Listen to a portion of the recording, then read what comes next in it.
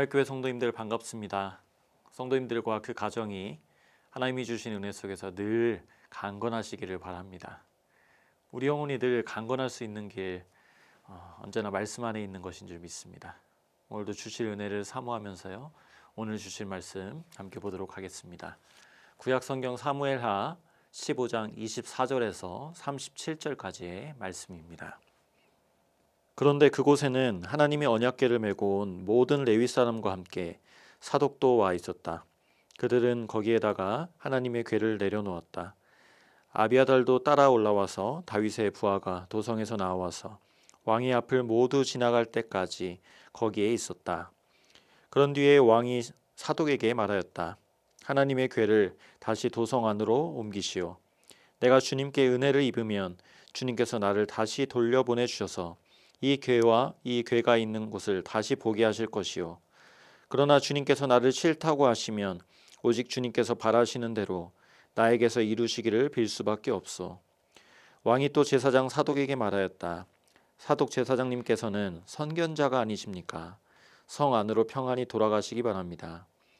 제사장께서는 아비아달 제사장과 함께 두 분의 아들 곧 제사장님의 아들 아히마아스와 아비아달 제사장의 아들 요나단을 데리고 가십시오. 두 분께서 나에게 소식을 보내올 때까지는 내가 광야의 나루터에서 머물고 있을 터이니 이 점을 명심하십시오. 그리하여 사독은 아비아들과 함께 하나님의 궤를 다시 예루살렘으로 옮겨다 놓고서 그곳에 머물러 있었다. 다윗은 올리브 산 언덕으로 올라갔다. 그는 올라가면서 계속하여 울고 머리를 가리고 슬퍼하면서 맨발로 걸어서 갔다. 다윗과 함께 있는 백성들도 모두 머리를 가리고 울면서 언덕으로 올라갔다. 그때 누가 다윗에게 압살롬과 함께 반역한 사람들 가운데는 아이도벨도 끼어 있다는 말을 전하자 다윗이 기도하였다. 주님, 부디 아이도벨의 계획이 어리석은 것이 되게 하여 주십시오. 다윗이 사람들이 하나님을 경배하는 산 꼭대기에 다다르니 아렉 사람 후세가 슬픔을 못 이겨서 겉옷을 찢고 머리에 흙을 뒤집어 쓴 채로 나오면서 다윗을 맞았다. 다윗이 그에게 말하였다. 그대가 나와 함께 떠나면 그대는 나에게 짐만 될 것이요. 그러니 그대는 이제 성으로 돌아가서 압살롬을 만나거든 그를 임금님으로 받들고 이제부터는 새 임금의 종이 되겠다고 말하시오. 이제까지는 임금의 아버지를 섬기는 종이었으나 이제부터는 그의 아들 새 임금의 종이 되겠다고 말하시오. 그것이 나를 돕는 길이고 아이도벨의 계획을 실패로 돌아가게 하는 길이요. 그곳에 가면 두 제사장 사독과 아비아달이 그대와 합세할 것이요. 그러므로 그대가 왕궁에서 듣는 말은 무엇이든지 두 제사장 사독과 아비아달에게 전하시오. 그들은 지금 자기들의 아들 둘을 그곳에 데리고 있어. 사독에게는 아히마아스가 있고 아비아달에게는 요나단이 있으니 그대들이 듣는 말은 무엇이든지 그들을 시켜서 나에게 전하여 주시오. 그리하여 다윗의 친구인 후세는 성으로 들어갔다. 같은 시간에 압살롬도 예루살렘에 도착하였다. 아멘. 다윗은 지금 쫓기고 있습니다. 왕의 자리를 빼앗겠다는 열망으로 가득 찬 이 압살롬을 피해서 다윗은 도주 중입니다. 다윗 혼자 도주하는 것이 아니고요. 다윗과 함께 가는 사람들이 있습니다. 그 중에 오늘 소개되는 인물이 두 제사장 아비아달과 사독입니다. 본문에 보니까 이 두 사람이 다윗 앞에 언약궤를 가지고 나아옵니다. 다윗의 피난길에 언약궤가 함께 간다. 여러분, 이 장면을 어떻게 생각하십니까? 우리는 지난 사무엘하 6장에서 법궤가 다윗의 성으로 옮겨질 때 다윗이 하나님 앞에서 힘을 다해 춤을 췄던 그 장면을 기억합니다. 다윗의 하나님 사랑함이 얼마나 큰지 드러나는 대목이죠. 하나님의 통치와 질서가 세워져 가는 것을 자기 뜻을 이루는 것보다 훨씬 기뻐했던 사람이 이 다윗입니다. 이런 다윗을 생각했는지 아비아달과 사독이 언약궤를 다윗에게로 가져왔는데요. 다윗의 반응이 어떻습니까? 이 법궤를 예루살렘으로 돌려보내라고 아주 단호하게 명령합니다. 당시에는 어떤 신의 형상이나 이 신의 상징물 안에는 실제로 신이 살고 있고 함께 한다고 여겼습니다. 그리고 실제로 그런 역사들이 일어났죠. 우리 사무엘상 5장에도 보면 블레셋 사람들이 다곤 형상이 여호와의 궤 앞에서 엎드려지는 것을 보았습니다. 다시 일으켜 세웠더니 또 엎드려지고 신상의 머리와 손목이 끊어진 것을 보고 이 블레셋 사람들이 떨기 시작합니다. 신과 신과의 전쟁에서 자기들의 신이 졌다고 생각한 거죠. 바로 이어 블레셋 백성들 가운데 온갖 재앙들이 생기니까 그들이 이렇게 고백했습니다. 야, 이스라엘의 신의 손이 우리와 우리 신 다곤을 쳤다. 그러니까 하나님의 궤는 그냥 궤짝이 아니라요, 그 궤를 통해 하나님의 임재와 능력이 실제로 나타난 것입니다. 다윗이 이 언약궤가 자신과 함께 갈 것을 거부한다는 것, 여러분 이 결정은 결코 쉬운 결정이 아닙니다. 지금 나라 전체 분위기도 보면 이 왕권을 두고 이 긴장 가운데 있습니다. 여러분 한국에서도 중요한 선거를 하다 보면 누가 누구를 지지하기로 했다, 이런 타이틀이나 사진 한 장만 둬도 지지도가 하루아침에 달라지죠. 이 하나님의 임재의 상징인 언약궤가 다윗 옆에 있다고 하면 이 다윗 자신이 왕권을 지키는데 얼마나 큰 도움이 되겠습니까? 또 지금 목숨이 걸린 그런 도주 상황 속에서 하나님이 나와 함께 하시는 것, 얼마나 다윗에게 절박한 제목입니까? 그런데도 다윗은 언약궤를 돌려보내라고 합니다.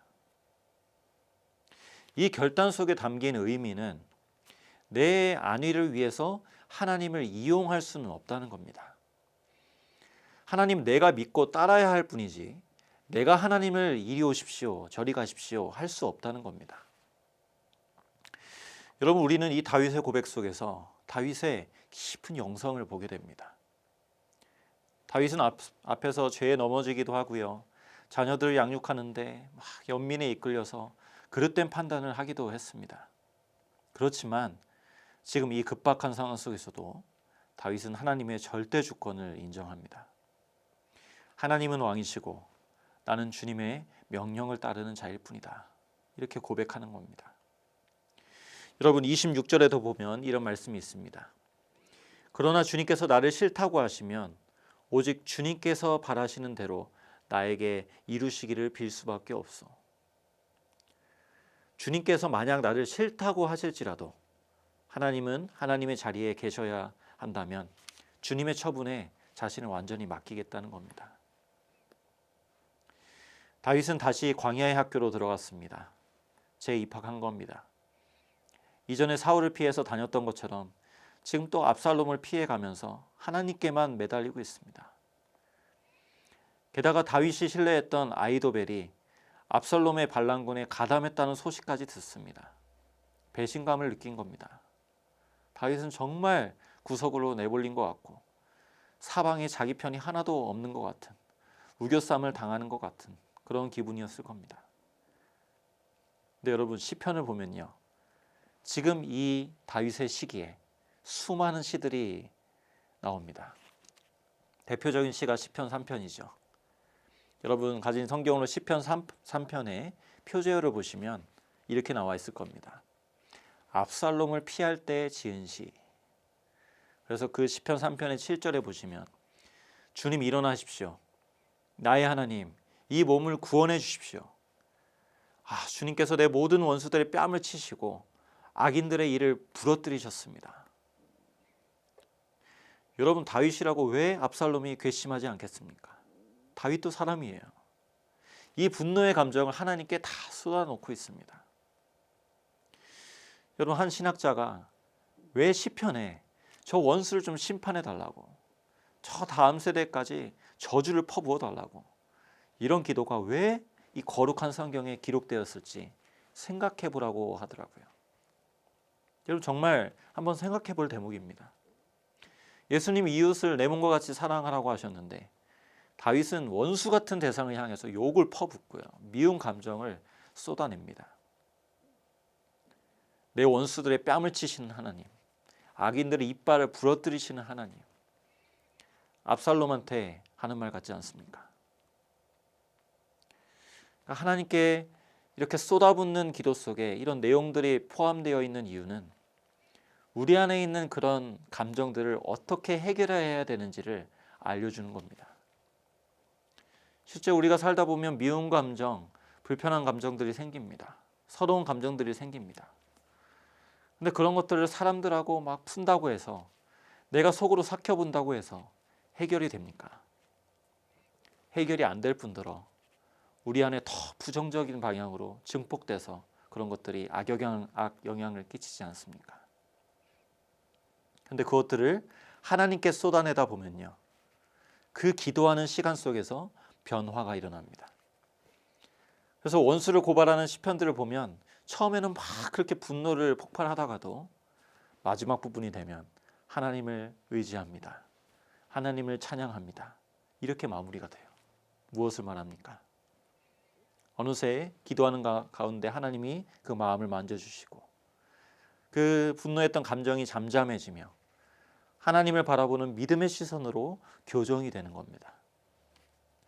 하나님께서 바라봐야 할 것을 보도록 기도 시간에 은혜를 주시는 것이죠. 여러분, 하나님 우리에게 고난을 허락하십니다. 고난을 환영하고 기뻐하는 사람은 아무도 없습니다. 그러나 이 고난을 통해서 다윗도 그랬고 우리 역시 하나님께 더 가까이 나가게 됩니다. 시편 119편 71절에 고난당하는 것이 내게 유익이라 이로 말미암아 내가 주의 율례들을 배우게 되었습니다 라고 합니다. 오늘 본문 속에서 우리 두 가지 메시지를 기억했으면 좋겠습니다.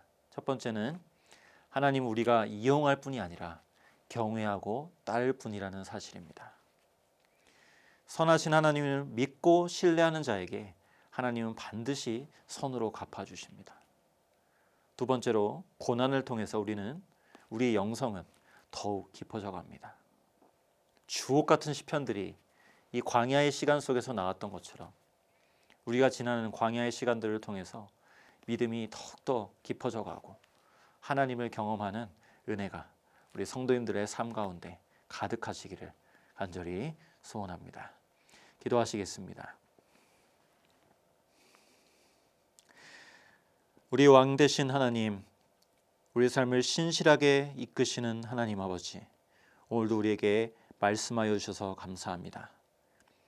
다윗이 자신의 삶의 안위를 위해서, 자기의 자리를 보장하기 위해서 그렇게 언약궤를 이용할 수도 있었지만 그 언약궤를 단호히 성전으로 돌려보낸 것처럼 우리도 하나님을 이용하는 신앙이 아니라 하나님을 경외하며 그리 아니하실지라도 하나님의 뜻을 믿고 신뢰하는 저희들이 되게 하여 주시옵소서. 때때로 우리의 삶이 다시 광야 학교로 들어가는 것 같은 정말 깜깜한 시간을 지날 때도 있습니다. 하지만 그 고난 가운데서 하나님께 더욱더 가까이 나아갈 수 있고 귀한 하나님의 뜻을 우리가 배우고 그 삶 가운데로 나아갈 수 있는 것처럼 주님, 오늘도 우리 가운데 허락된 고난이 있다면 그것이 나에게 반드시 유익이 되고 합력하여 선을 이루실 그 주님을 의지하며 우리가 그 시간들을 잘 감당할 수 있도록 은혜를 베풀어 주시옵소서. 감사드립니다. 예수 그리스도의 이름으로 기도드립니다. 아멘.